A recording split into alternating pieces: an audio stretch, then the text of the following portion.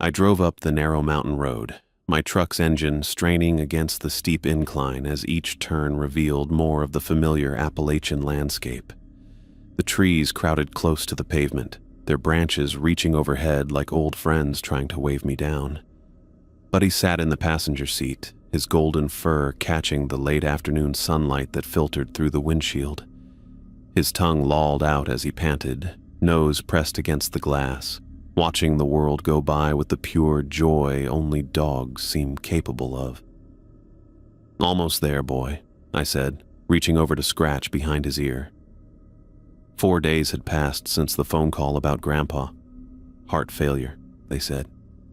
Found him on the porch of the cabin, sitting in his favorite chair like he just decided to take a nap and never woke up. I'd spent those 4 days in a fog of disbelief, arrangements, and now this drive back to a place I hadn't visited in nearly 5 years. The road narrowed further as it wound higher into the mountains of West Virginia. These weren't the jagged peaks of the Rockies or the picturesque summits you'd find on postcards. The Appalachians were older, worn down by time, blanketed in thick forests that concealed their secrets in shadow and silence. My grandfather used to say these mountains had a memory longer than any human could comprehend. The gravel driveway appeared suddenly between 2 large oak trees marked only by a weathered wooden sign with "Walker" burned into it. I turned onto it, the truck bouncing over ruts and stones as we made our way toward the cabin. Buddy perked up, recognizing where we were even after so many years. The cabin came into view as we rounded the final bend, a solid 2-story structure built from local timber nearly 100 years ago by my great-grandfather. The dark wood exterior had aged to a silvery gray in places, and the stone chimney rose from the sloped roof like a sentinel. It wasn't large or fancy, but it was sturdy, built to withstand both the harsh mountain winters and whatever else these woods might throw at it. I parked next to the covered wood pile and sat for a moment, hands still on the wheel. The last time I'd been here, Grandpa had stood on that porch, waving goodbye with one hand, while the other rested on Grandma's shoulder. Now they were both gone. Buddy whined softly and pawed at my arm. "Yeah, I know. Let's go check it out." The moment I opened my door, Buddy scrambled across the seat and jumped out past me, immediately racing around the yard to reacquaint himself with old smells. I grabbed my duffel bag from the back seat and climbed the 3 wooden steps to the porch. The key was where it had always been, hidden in a small metal box affixed to the underside of the porch railing. The door creaked open, releasing the distinctive smell of the cabin: wood smoke, old books, and a faint hint of pine. I stood in the doorway, letting memories wash over me. To my right was the living room with its stone fireplace and worn leather furniture. To the left, the kitchen with the round oak table where I'd eaten countless meals. Straight ahead, a hallway led to 2 bedrooms and a bathroom, with steep stairs climbing to 2 more bedrooms upstairs. Everything looked exactly as I remembered, as if time had frozen since my last visit. The only difference was the absence of my grandfather's presence. I whistled for Buddy, who bounded up the steps and trotted inside, his nails clicking on the wooden floor as he explored the cabin. His tail wagged as he moved from room to room, remembering the layout. I carried my bag to the downstairs bedroom that had always been mine when visiting. A small room with a twin bed, a dresser, and a window that looked out into the woods behind the cabin. I tossed the duffel onto the quilt-covered bed and returned to the truck to unload the rest of my things. It took several trips to bring in all my supplies.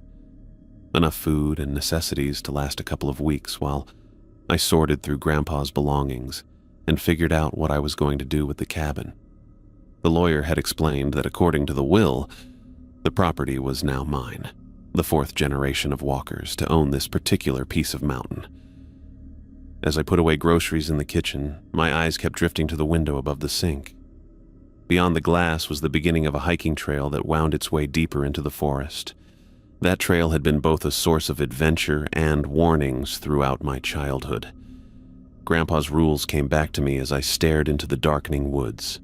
6 simple rules he'd drilled into me since I was old enough to venture outside alone. Rules that most people would dismiss as the superstitions of an old mountain man, but I knew better. I'd seen enough during my summers here to know that whatever lived in these mountains wasn't entirely natural. Rule 1. Always trust your dog. If Buddy got spooked, there was a reason. Rule 2. Never respond if your name is called from the woods. Rule 3. Do not acknowledge shapeshifters, especially when they take the form of loved ones. Rule 4. Be inside before dark. Rule 5. Never stop driving if something crosses your path. Rule 6. Never invite strangers inside. Simple rules. Survival rules. Rules I hadn't needed to think about since moving away to college and then settling in the city. But now, as the owner of this cabin and this land, they felt important again. I finished unpacking, then heated up a can of soup for dinner. Buddy ate his kibble noisily from his bowl in the corner. The cabin grew darker as the sun dipped below the mountain ridge, and I moved around, turning on lamps, chasing the shadows into the corners. We broke Rule 4 already, I told Buddy as I checked my watch. It was nearly 8, and full darkness had settled outside. But I guess that's okay since we're inside now. After dinner, I made a pot of coffee and settled at the kitchen table with the folder of legal documents the lawyer had given me, property deeds, tax information, and the details of Grandpa's modest savings that had also been left to me. I was midway through reading the property boundaries when Buddy's behavior changed. He had been sleeping under the table, his head resting on my foot, when suddenly he stiffened. His head came up, ears forward, body completely alert. I wouldn't have noticed except for the way his weight lifted off my shoe. "What is it, boy?" I asked. He rose slowly to his feet, his gaze fixed on the back door that led onto a small mud porch and out toward the trail. A low growl rumbled from deep in his chest. Not the playful growl of tug-of-war, but a sound of warning I'd rarely heard him make. The hairs on my arms stood up as I remembered Rule 1. Buddy's growl deepened as he took a step toward the door, then abruptly stopped. His hackles rose along his spine, his ears pinned back, and his tail tucked between his legs. I got up from the table and moved to the window beside the door. Outside was nothing but darkness. The small yard behind the cabin disappeared into the wall of trees that marked the forest's edge. I couldn't see anything unusual, but Buddy's growling intensified. "What do you see?" I whispered, more to myself than to him. I reached for the switch that turned on the exterior light, but when I flipped it, nothing happened.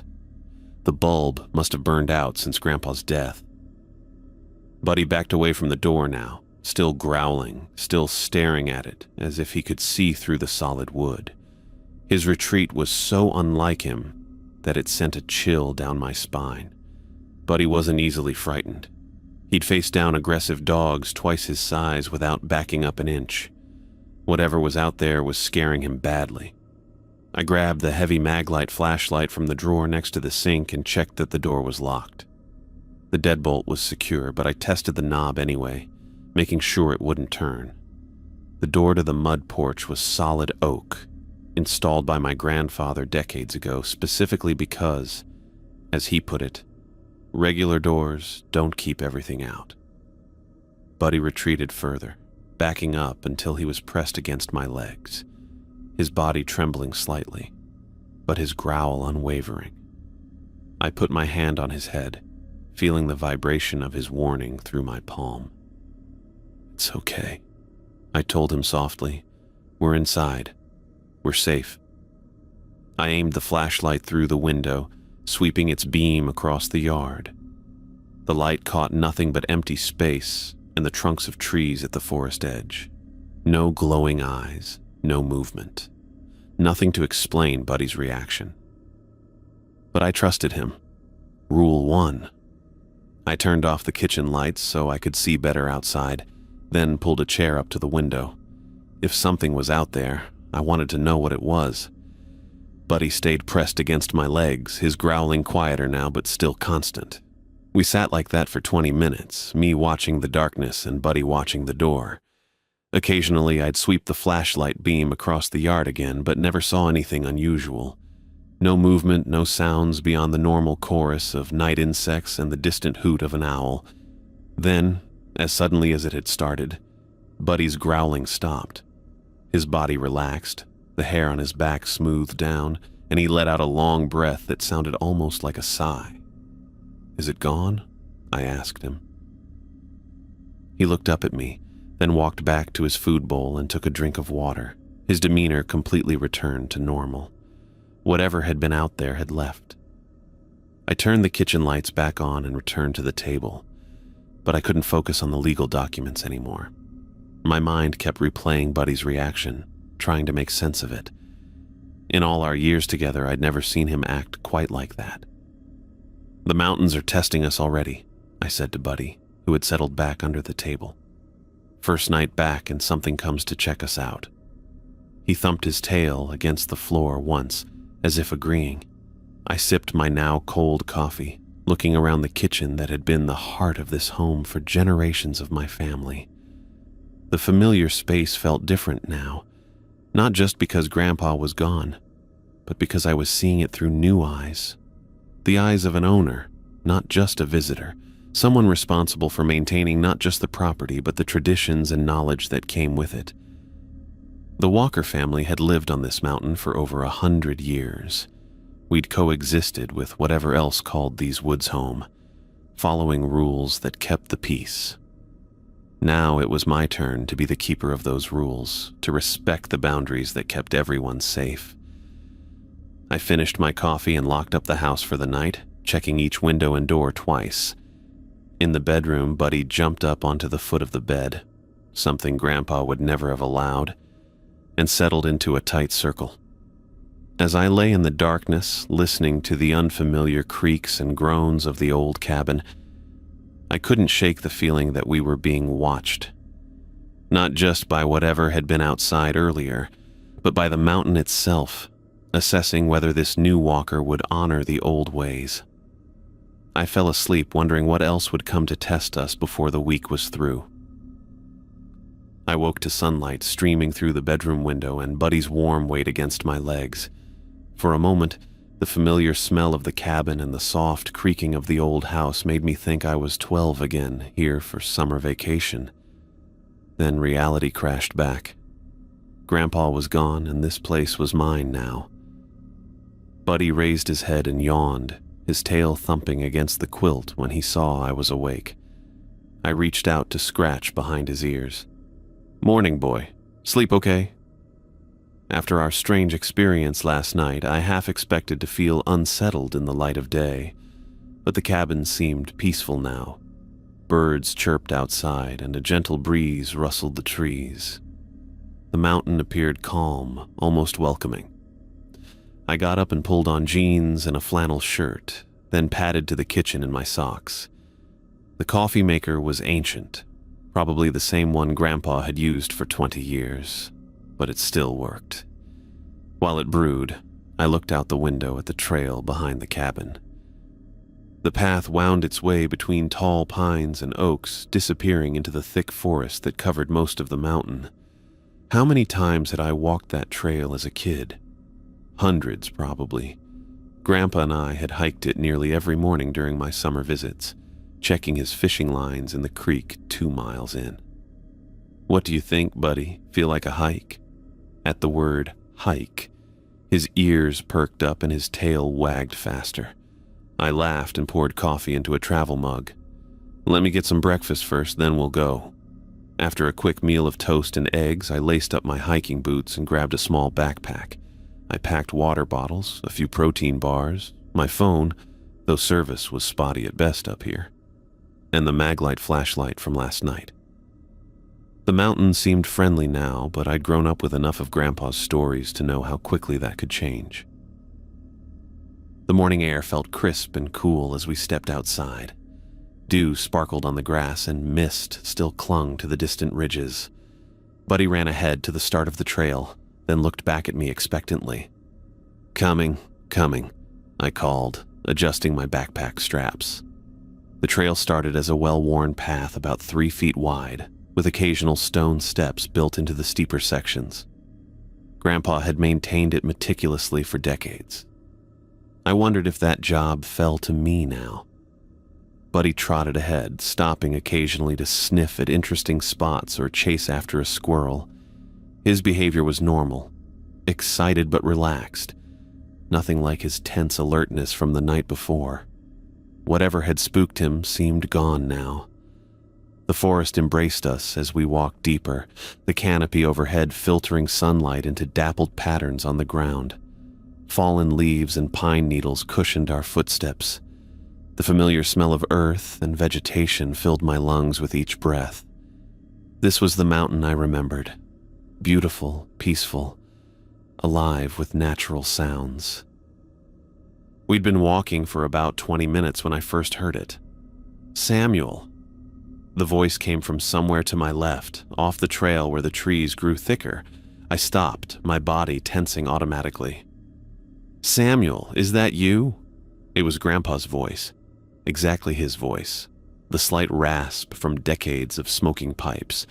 The way he stretched the middle of my name like he always did. For a heartbeat, I almost turned toward it. Then I remembered the second rule. Never respond if your name is called from the woods. I kept walking, my pace steady even as my heart rate picked up. Buddy had stopped his happy exploration and now walked closer to my side, occasionally looking toward where the voice had come from. "Samuel!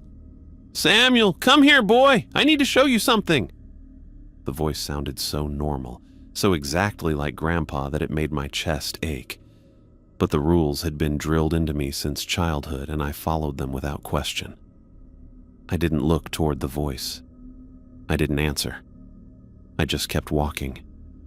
"Your mother's here too, Samuel. We're just off the path. Come see us." Buddy pressed against my legs now, his body tense. He wasn't growling like last night, but his tail was down, and he kept glancing back the way we'd come. He wanted to leave.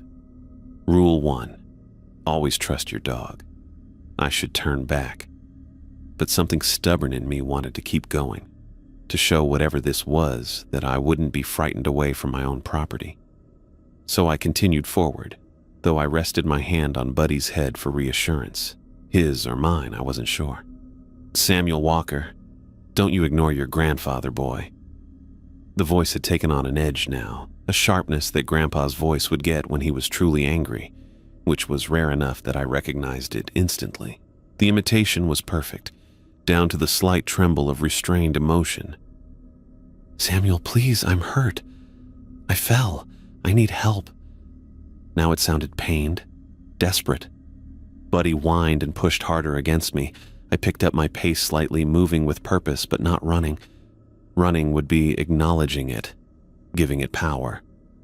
The voice followed us, sometimes from the left, sometimes from the right, but always just out of sight among the trees. It cycled through tactics, angry demands, pitiful pleas, casual conversation, as if we were just catching up after my absence. Each approach was perfectly calibrated to what might make me respond, using details and speech patterns only Grandpa would know.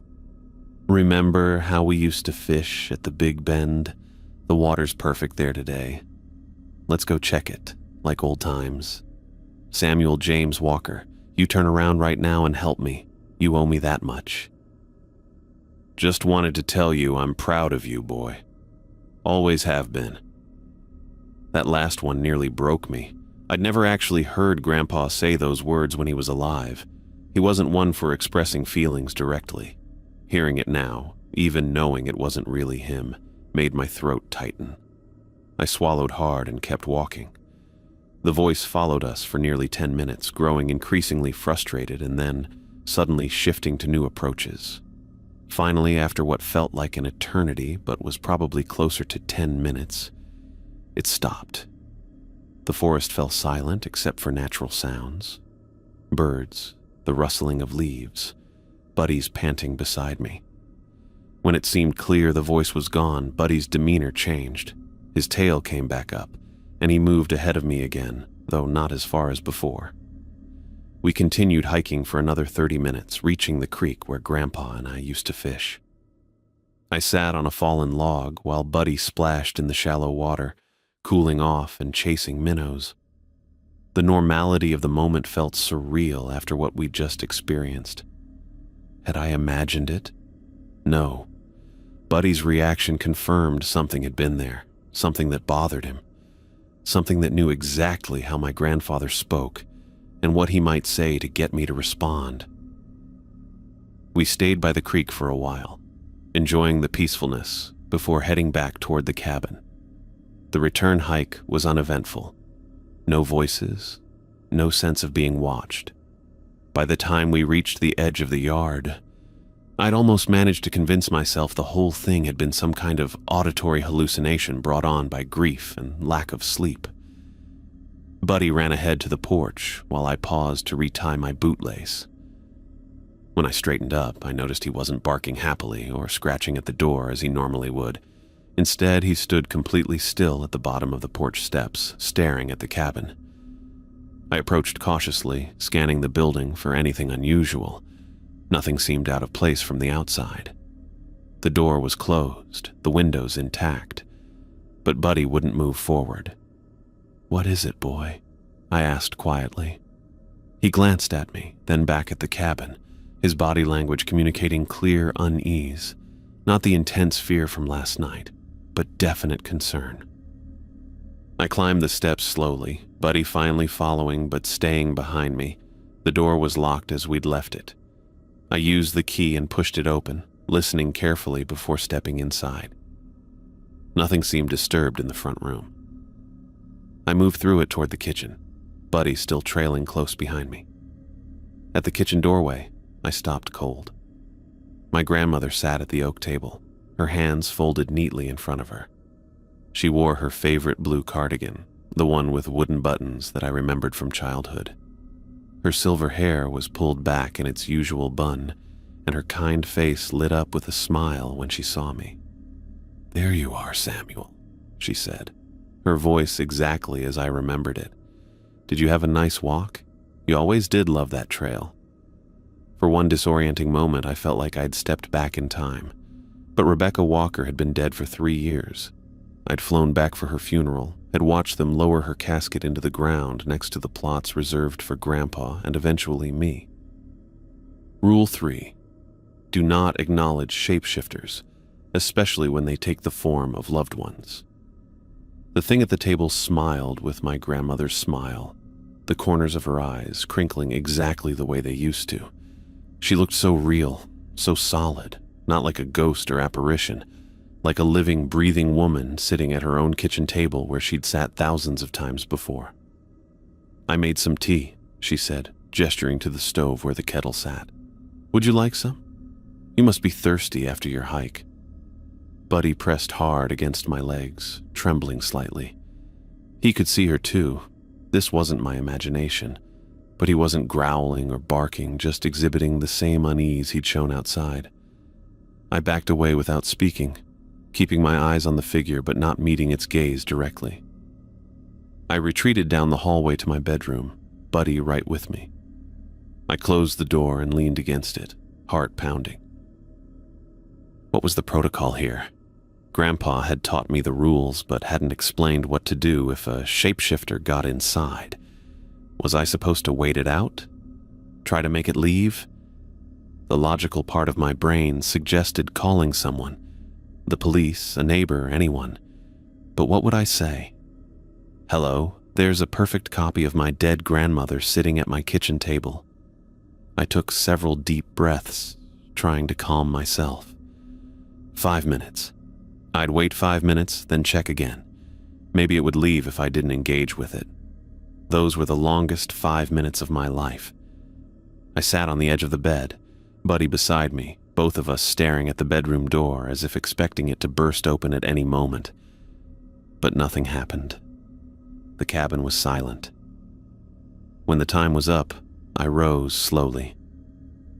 "Stay," I whispered to Buddy, who seemed perfectly happy to obey. I opened the door carefully and listened. No sounds came from the kitchen. No clinking of teacups, No chair scraping against the floor. No humming like Grandma used to do when she worked in her kitchen. I moved quietly down the hallway and peered around the corner into the kitchen. The room was empty. The chair my grandmother had sat in was pushed neatly under the table. The kettle sat on the stove, cold to the touch when I checked it. There was no teacup, no sign anyone had been there at all. I searched the rest of the cabin, but everything was exactly as we'd left it that morning. All doors and windows remained locked from the inside. There was no way someone could have entered or left without breaking something, and nothing was broken. Buddy followed me through the final check of the house, his earlier tension gone. When I sat heavily on the living room couch, he jumped up beside me, another rule of Grandpa's broken, and rested his head on my lap. "What are we dealing with here, Buddy?" I asked, scratching behind his ears. 2 for 2 on Grandpa's rules in one morning. As if in answer, he licked my hand once, then settled more comfortably against me. His calmness was reassuring. Whatever had been here was gone now, and Buddy didn't seem to think it was coming back immediately. I stared out the window at the mountain rising behind the cabin. These woods had been testing me since the moment I arrived, but why? Was it because Grandpa was gone? Because ownership had changed hands? Or was something else happening that I didn't understand yet? The lawyer had mentioned nothing unusual when transferring the property, but then I hadn't asked about shapeshifters or voices in the woods. Such questions tended to make people look at you sideways. I needed more information. The problem was, the person who knew the most about this mountain and its peculiarities was gone. Grandpa had taught me the rules, but not the reasons behind them or what to do when they were broken. Buddy shifted against me, sighing contentedly in his sleep. At least I had him, my early warning system and companion. As long as he remained calm, I could believe we were safe, at least for the moment. Outside, the mountain stood silent and watchful under the midday sun, revealing nothing of its secrets. After my encounter with whatever had taken my grandmother's form, I spent the rest of the afternoon checking and rechecking the locks on every door and window in the cabin. My mind kept returning to the perfect details it had gotten right. The blue cardigan with wooden buttons, the way she folded her hands on the table, even the slight tilt of her head when she smiled at me. It wasn't just a vague approximation. It was Grandma Rebecca, down to the tiniest mannerism. Buddy seemed to have forgotten all about it. He sprawled on the living room rug, occasionally sighing in his sleep while I paced from room to room. I envied his ability to move on so quickly. My phone showed a single bar of service. Not great, but enough to make a call if I stood in the right spot. I scrolled through my contacts until I found my Uncle William's number. If anyone might have answers about what was happening, it would be him. Uncle Will had stayed closer to the family property than my mother had, visiting regularly even after moving to his place about an hour away.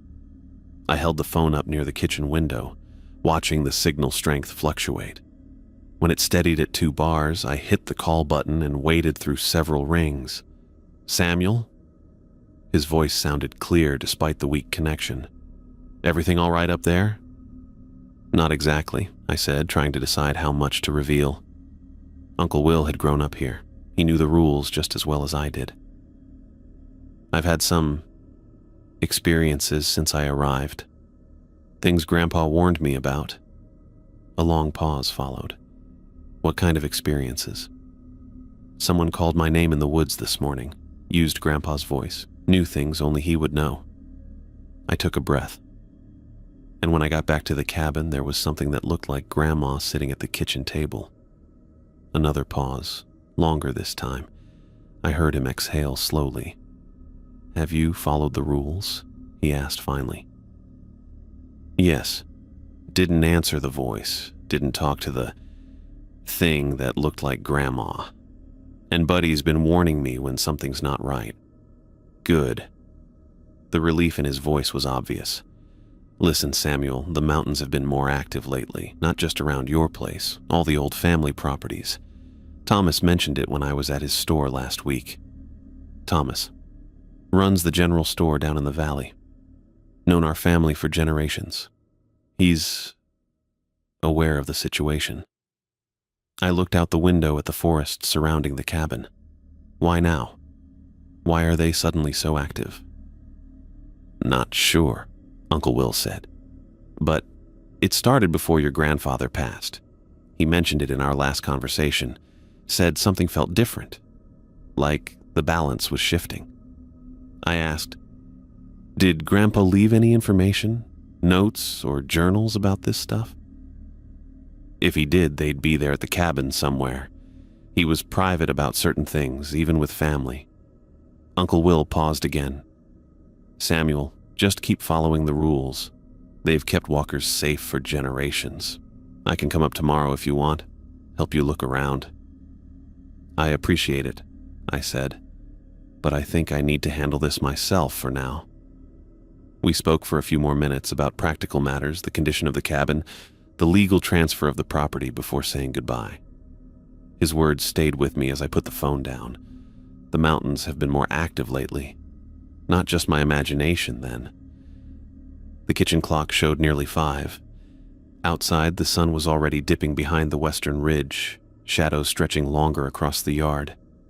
We needed a few supplies, fresh milk, bread, coffee, and I suddenly felt reluctant to spend another night at the cabin without stocking up.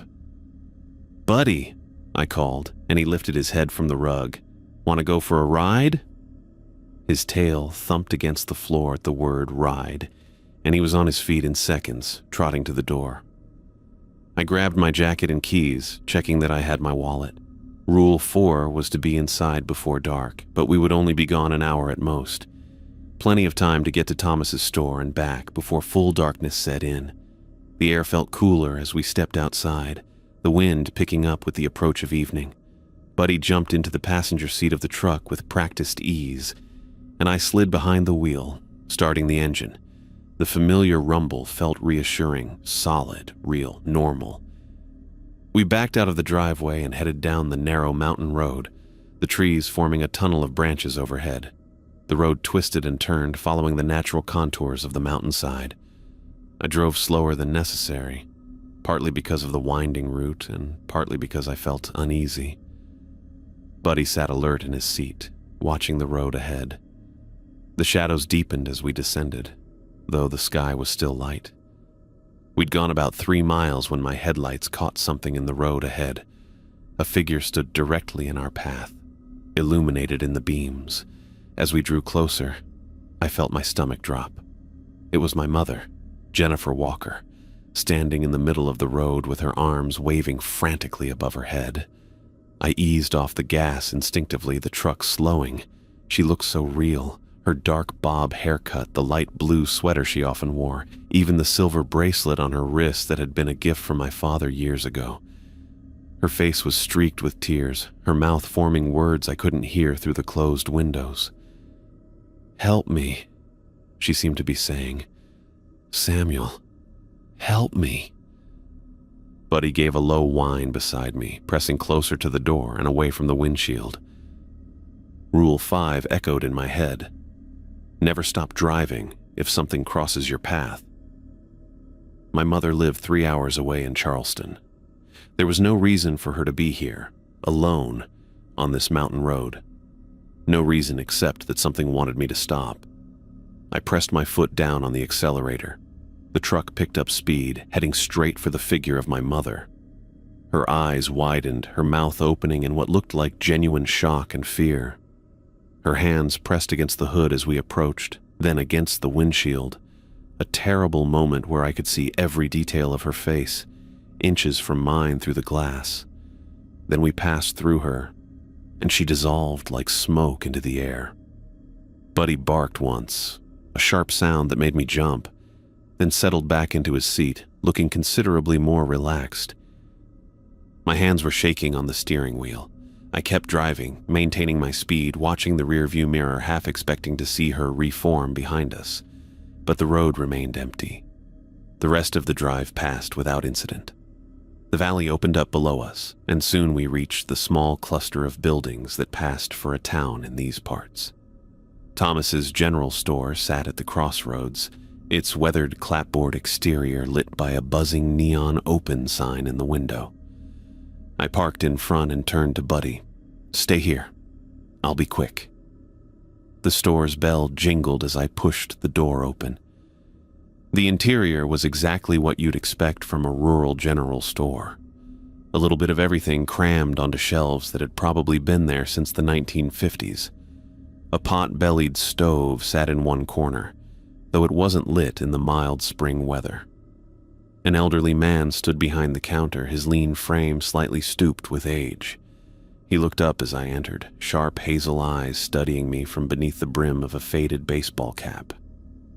"Evening," he said. "You must be Samuel Walker." I nodded, not surprised he knew me. In small communities like this, everyone knew everyone else's business. "Thomas," he said, though he didn't offer his hand. "Known your family going back to your great-grandfather's day." "Uncle Will mentioned you," I said, grabbing a shopping basket and moving toward the dairy cooler. Thomas watched me as I selected milk, bread, and a few other essentials. When I brought them to the counter, he rang them up without saying anything more. His silence made me uncomfortable. "You knew my grandfather well?" I asked as he bagged the items. "Well, as anyone did." Thomas nodded. "Good man.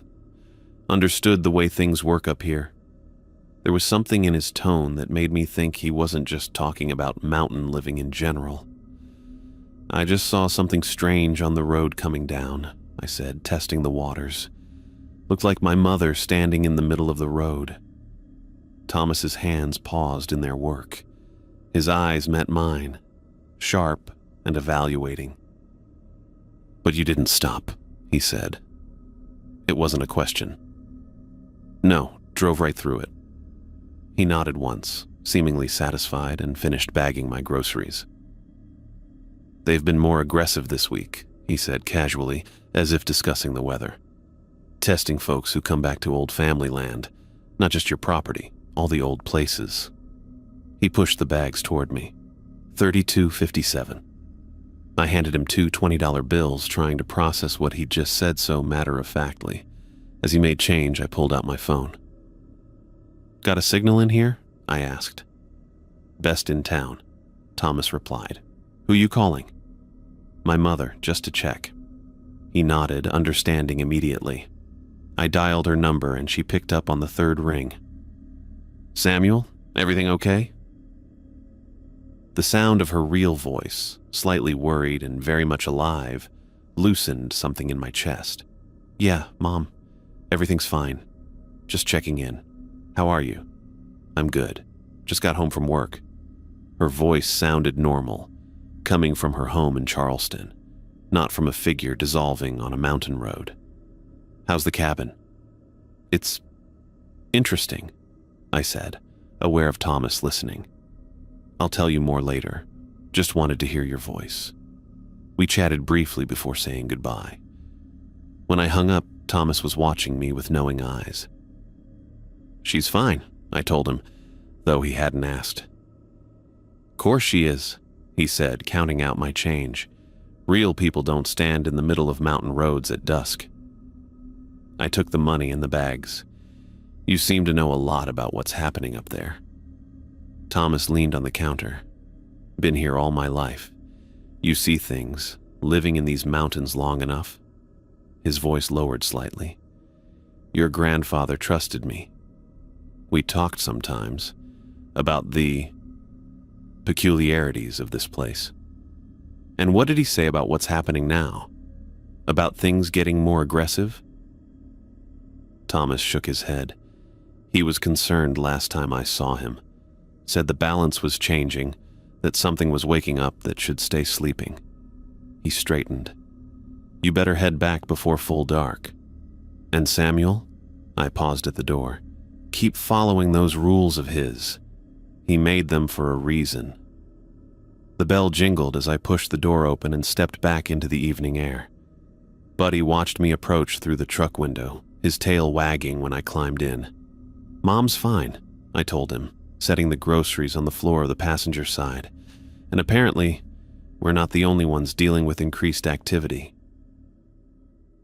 Buddy made a soft woof sound that I chose to interpret as agreement.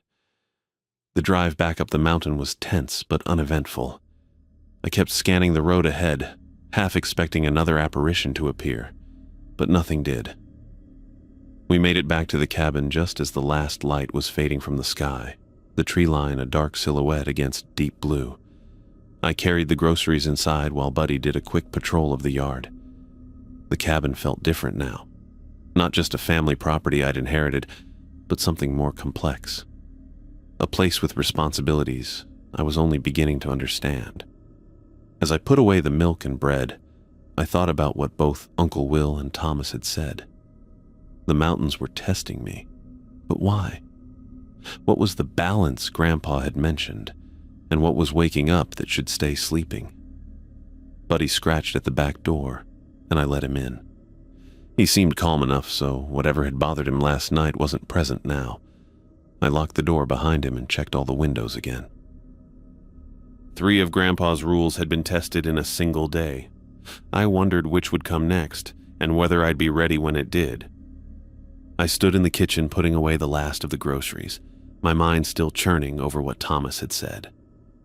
3 of Grandpa's rules tested in a single day. What were the odds of that happening by chance? The mountain was clearly evaluating me, seeing if I remembered what I'd been taught. Buddy had settled on the living room rug again, seemingly at ease now that we were safely locked inside. I envied his ability to relax after the strangeness we'd experienced. The image of my mother's face pressed against the windshield kept flashing in my mind. That look of shock and betrayal as I accelerated toward her. Even knowing it wasn't really her, the memory made my stomach turn. I glanced at the clock, just past 8. The darkness outside the windows was complete now, the kind of absolute black you only get miles from city lights. I decided to heat up some soup for a late dinner and then maybe look through some of Grandpa's old papers. If the supernatural elements of this mountain were becoming more active, there might be information somewhere in the cabin that could help me understand why. The microwave hummed as it heated my soup. I leaned against the counter, listening to the quiet sounds of the cabin, the tick of the old wall clock, the occasional creak of settling timber, the soft rhythm of Buddy's breathing from the next room. Despite the day's events, the cabin itself felt like a sanctuary. 4 solid walls and a roof that had sheltered walkers for generations. Just as the microwave beeped, I heard Buddy's nails click against the hardwood as he got to his feet. Not the sudden alert stance from last night, but a casual movement, like he'd heard something mildly interesting. "What is it, boy?" I called, taking the soup out. He wandered into the kitchen, head tilted slightly, ears perked forward. He didn't seem alarmed, just curious. Then I heard it too, the crunch of tires on gravel. I set the soup down and moved to the front window, pulling the curtain back just enough to see out. Headlights cut through the darkness at the end of the driveway, then shut off. I couldn't make out the vehicle in the darkness, but it definitely wasn't my uncle's familiar truck. "Someone's here," I murmured to Buddy, who stood beside me now, still more curious than concerned. This didn't necessarily mean trouble. It could be a neighbor or someone lost on the mountain roads looking for directions. But after everything that had happened, I wasn't taking chances. I grabbed the mag light from the kitchen counter and slipped my boots on, not bothering to lace them. "Come on," I said to Buddy, and he followed me to the front door. I stepped onto the porch, flicking on the flashlight and sweeping its beam toward where I'd seen the headlights. The light caught nothing but trees and empty driveway. No car, no people. Had they parked further down and walked up? Or had I imagined the whole thing? Buddy pushed past me, trotting down the porch steps and into the yard, nose to the ground. He didn't seem worried, which was reassuring. I followed, sweeping the flashlight in wide arcs across the property. "Hello?" I called. "Anyone there?" No response came except for the rustle of wind through the trees and the distant hoot of an owl. I walked to where I thought I'd seen the headlights, Buddy ranging ahead of me, but found no tire tracks, no signs a vehicle had been there at all. I must be losing it, I muttered, turning back toward the cabin.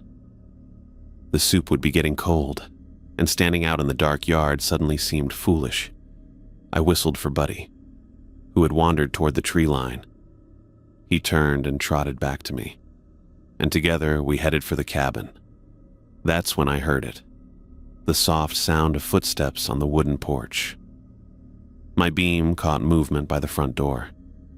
A small figure stood there, a young girl, maybe 7 or 8 years old. She wore a white dress that looked dirty and slightly torn at the hem. Her dark hair hung in tangles around a pale face, and her thin arms were wrapped around herself as if for warmth. I stopped at the bottom of the steps, Buddy pressing against my leg. He wasn't growling, but his body had tensed. "Hello there," I said cautiously. "Are you lost?" The girl looked up, startled as if she hadn't heard us approach. In the harsh beam of the flashlight, her face looked tear-streaked and frightened. "Please help me," she said, her voice small and trembling. "My parents' car broke down on the road, and they went to get help. But they didn't come back. I got scared waiting alone." Her story sounded reasonable enough. These mountain roads were treacherous, especially at night.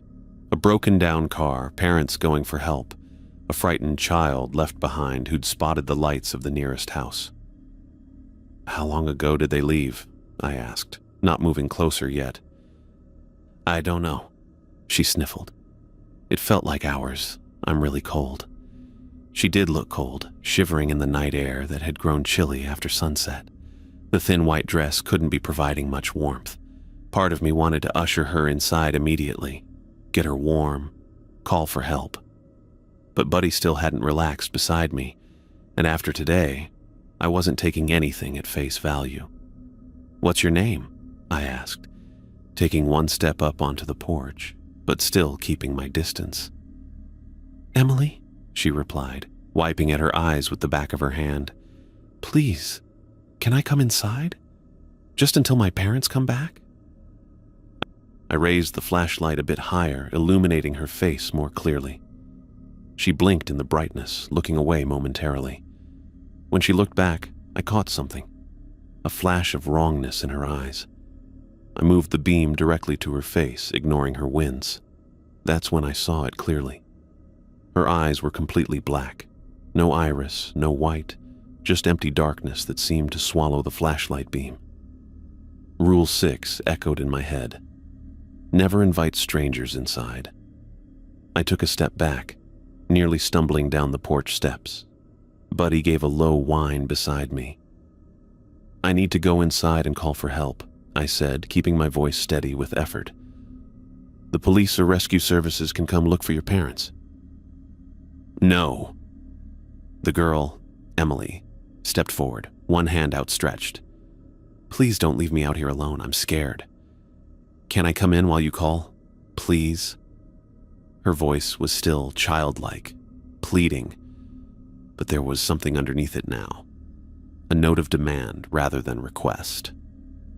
"I'm sorry," I said firmly. "Wait here. I'll make the call and bring you a blanket." I backed toward the door, keeping the flashlight trained on her. Buddy stuck close to my side as I fumbled for the doorknob behind me. The girl's face remained pleading, frightened, so at odds with those bottomless black eyes.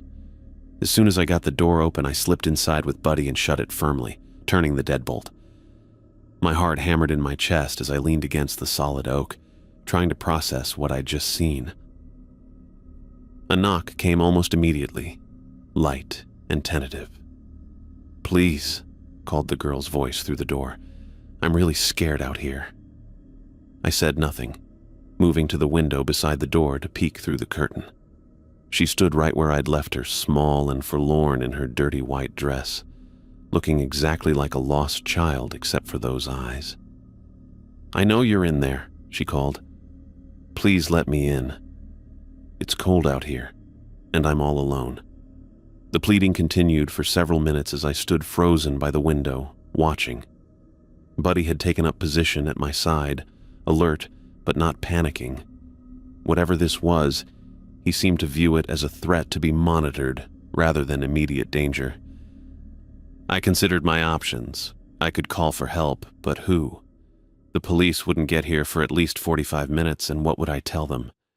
That a little girl with black eyes was on my porch? They'd think I was crazy or drunk.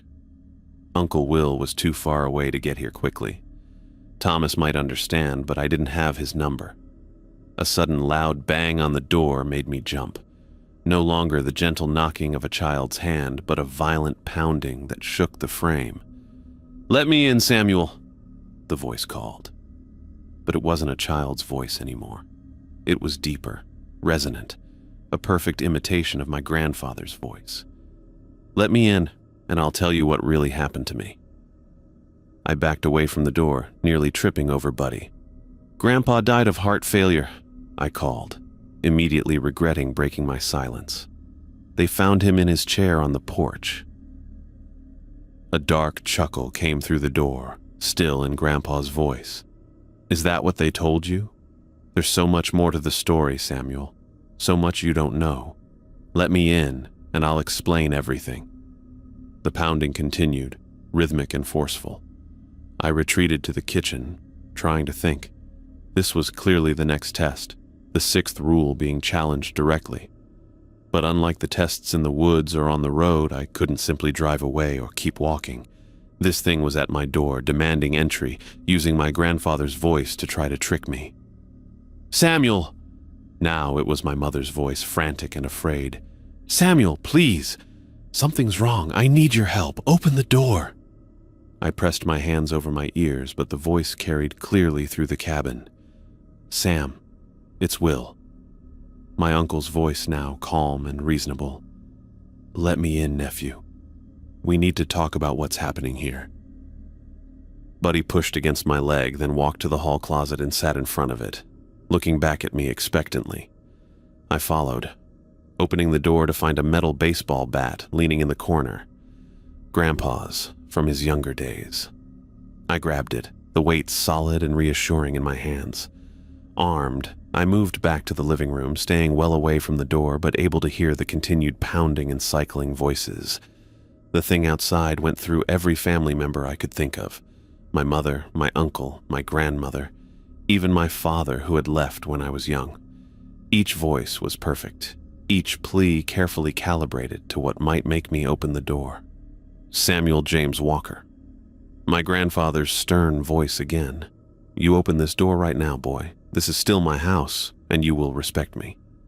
I sat on the couch, the bat across my knees, and waited. Buddy jumped up beside me, pressing against my side. The pounding and voice continued for what felt like hours, but was probably closer to 1, according to the clock on the mantel. I tried to ignore it, to focus on the solid reality of the cabin around me. Buddy's warm presence, the smooth wood of the bat under my hands. Finally, after cycling through every voice it could think of, the pounding stopped. The sudden silence felt almost as shocking as the noise had been. I sat perfectly still, listening for any sound from the porch. Nothing. 10 minutes passed. Then 20. I didn't move from the couch, and Buddy stayed alert beside me. After 30 minutes of complete silence, I finally stood, bat in hand, and approached the door cautiously. The porch light was still on, illuminating the wooden boards through the small window beside the door. I peered out, expecting to see the girl, or whatever it was, still waiting.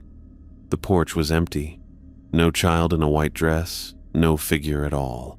Just the empty wooden planks and the darkness beyond. I checked every window in the cabin, making sure nothing was trying to get in elsewhere. All remained secure. Whatever had been testing me appeared to have given up, for now. I returned to the living room and sank back onto the couch, the baseball bat still in my hands.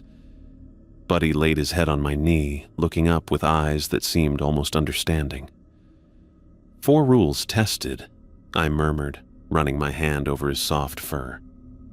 2 to go. Outside, the mountain waited in silence, watching to see if I would continue to remember what I'd been taught. I must have fallen asleep on the couch. The baseball bat was still clutched in my hands when I opened my eyes, golden light streaming through the front windows. Dawn had arrived. Buddy lay curled against my side, his warm weight a comfort after the long night of knocking and voices that had finally stopped sometime after midnight. My back ached from sleeping in an awkward position, and my fingers felt stiff from gripping the bat all night.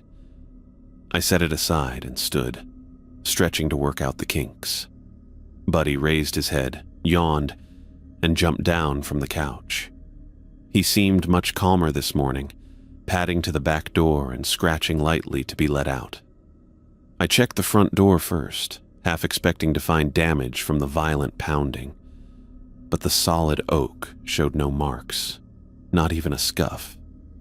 If I hadn't heard it myself, I might have thought I dreamed the whole thing. After letting Buddy out into the yard, I put coffee on to brew and watched through the kitchen window as he sniffed around the edges of the property. 4 of Grandpa's 6 rules had been tested now.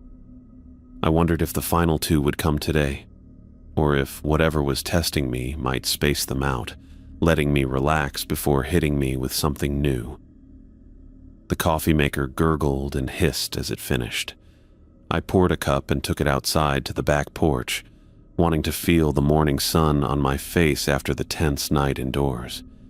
The air felt crisp and clean, with that particular mountain freshness you can't find anywhere else. Buddy had wandered toward the tree line, but stayed in sight, investigating something at the base of a large oak. I sat on the porch steps, sipping my coffee and watching him work his way from tree to tree along the edge of the woods. His behavior seemed odd. He'd approach a tree, sniff intently, then back away with his ears flat before moving to the next one. After the 4th tree, he sat down and gave a small whine, looking back at me. Curious, I set my mug down and walked over to him. "What is it, boy?" He whined again, looking at the tree in front of him, then back at me. I followed his gaze to the trunk of an old oak. At first, I didn't see anything unusual, just rough bark and moss. Then I noticed it. A symbol carved into the wood about 4 feet up from the ground.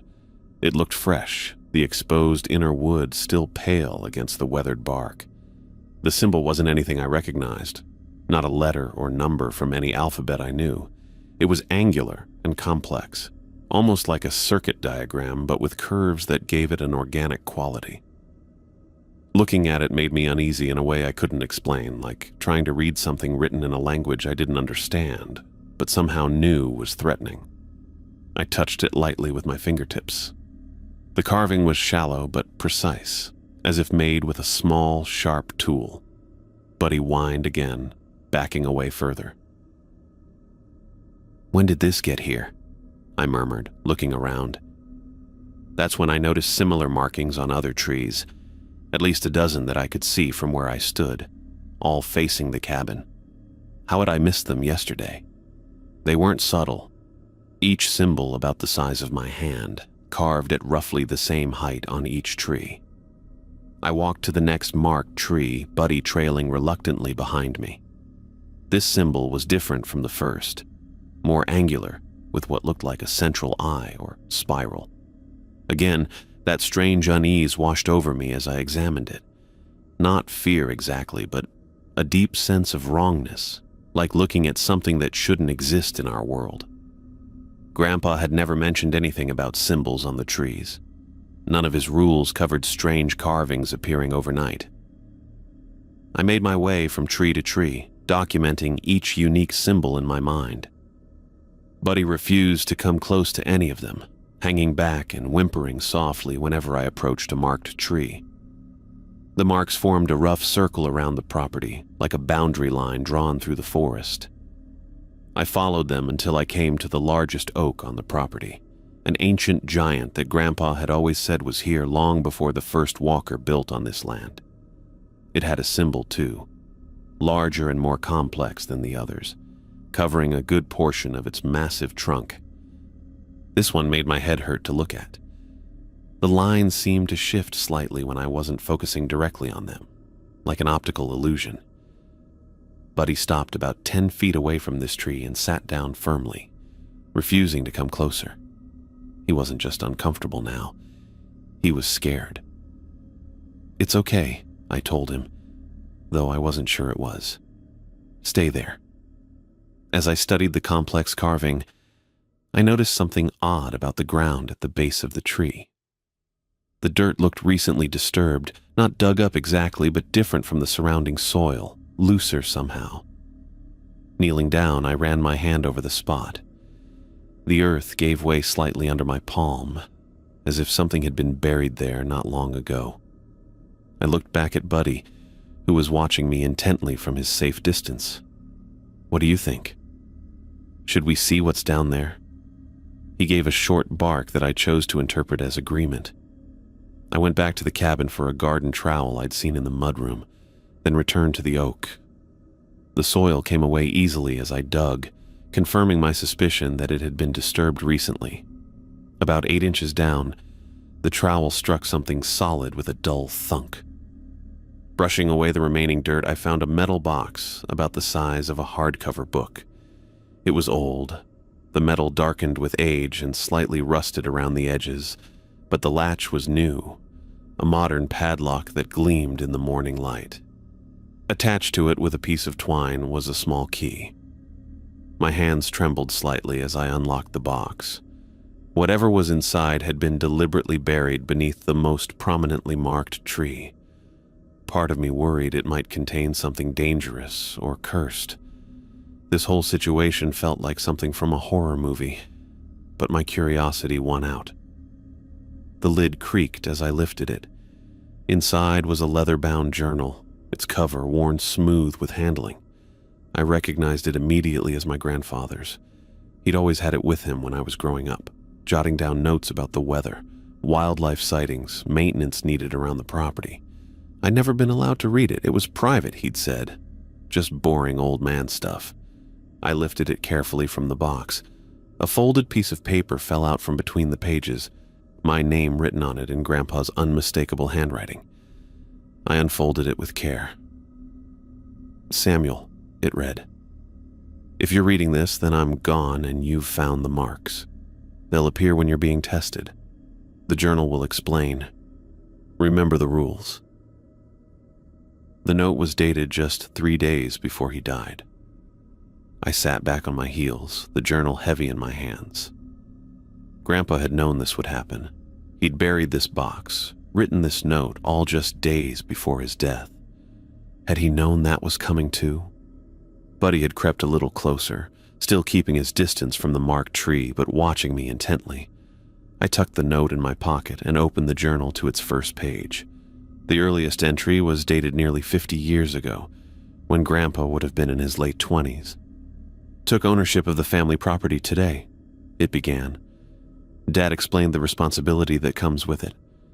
"The mountain has ways of testing new guardians. Already found the first mark on the big oak. We'll begin recording the tests as they come." I flipped forward, scanning entries that detailed everyday life interspersed with accounts of strange experiences. Voices in the woods, apparitions on the road, visitors at the door after dark. Each generation of walkers, it seemed, had faced the same tests I was facing now. About halfway through, I found an entry that made me stop and read more carefully. "William passed all 6 tests this week. The mountain accepts him, though he won't live here full-time as the traditions would prefer. Jennifer refuses to be tested at all, says she wants no part of the mountain superstitions. I worry what this means for the family legacy. The balance must be maintained. My uncle and mother. So, Uncle Will had gone through this too, but my mother had rejected it entirely. That explained why she'd moved away to Charleston, why she rarely visited. It wasn't just a preference for city life. She'd made a deliberate choice to break away from whatever strange inheritance the Walker family carried. I turned more pages, finding detailed accounts of the entities that inhabited the mountain. They weren't evil, according to Grandpa, just different, existing alongside us but separate, like neighbors with very different customs. The rules weren't superstitions, but practical guidelines for coexistence developed over generations. Near the end of the journal, the entries became more urgent, the handwriting less neat. "The balance is shifting," read an entry from just 2 months ago. "The old agreements are being questioned. Some force is pushing from below, testing the boundaries we've maintained for generations. The marks have appeared for the first time since William's test, though there's no new walker taking ownership. Something is changing." I flipped to the final pages, finding an entry dated the day before Grandpa died. "Samuel will inherit the property when I'm gone. The lawyer has the paperwork ready. I've taught the boy the rules, but it's been years. Will he remember? The testing will be more intense for him. I feel it. The mountain needs a strong guardian now more than ever. I've buried this journal where he'll find it if he passes the 4th test. If he's reading this, there's hope." The last entry was on the final page, the ink still looking fresh. The marks are spreading, circling the entire property now. Whatever sleeps deep in the mountain is growing restless. Each walker generation has kept the secret, maintained the balance, ensured that what lies beneath stays dormant. Now it falls to Samuel. The entities aren't trying to harm him. They're testing his worthiness to guard what they also protect. 6 tests, 6 rules. If he passes, the mountain will accept him. If he fails... The entry ended there, unfinished. Whatever Grandpa had meant to write about failure remained unsaid. Had he been interrupted? Had his heart given out before he could complete his thought? Or had he simply not wanted to contemplate what failure might mean? I closed the journal, my mind reeling. The Walker family wasn't just living on this mountain. We were guarding something ancient and powerful that slept beneath the ground. The strange experiences I'd had weren't random supernatural events, but deliberate tests administered by entities that shared our interest in keeping whatever it was dormant. As I sat there processing this revelation, I noticed a change in Buddy's demeanor. He'd stopped whimpering and was now sitting up straight, his tail sweeping slowly across the ground. His eyes were still fixed on the marked tree, but the fear had left them. He looked alert, but calm. A warm breeze rustled through the trees, gentle and natural. The oppressive feeling that had hung over the property since our arrival seemed to lift, like a heavy blanket being pulled away. I took a deep breath, and for the first time since coming back to the cabin, my lungs felt like they could expand fully. I looked around at the trees with their strange symbols. They still made me uneasy to look at directly, but the deep sense of wrongness had diminished. They were just marks now, unusual and foreign, but no longer threatening. Buddy stood up and trotted over to me, pressing his head against my hand. His tail wagged properly now, the tension gone from his body. He looked up at me with clear eyes that seemed almost to say, "We did it." Standing up with the journal clutched in my hand, I surveyed the property, the cabin, the surrounding forest, the mountain rising behind it all. This land had been in my family for generations, passed down from walker to walker along with the responsibility of guardianship. Now it was officially mine, not just legally through inheritance, but recognized by whatever ancient power dwelled here. I had passed the test. I had proven myself worthy of the Walker legacy. Whatever slept beneath the mountain would continue its slumber, guarded by yet another generation of my family. Buddy barked once, a happy sound, and ran toward the cabin. I followed, the journal tucked securely under my arm. There was much more to read, much more to learn about my family's strange responsibility. But for now, the testing period was over. The mountain had accepted me as its new guardian.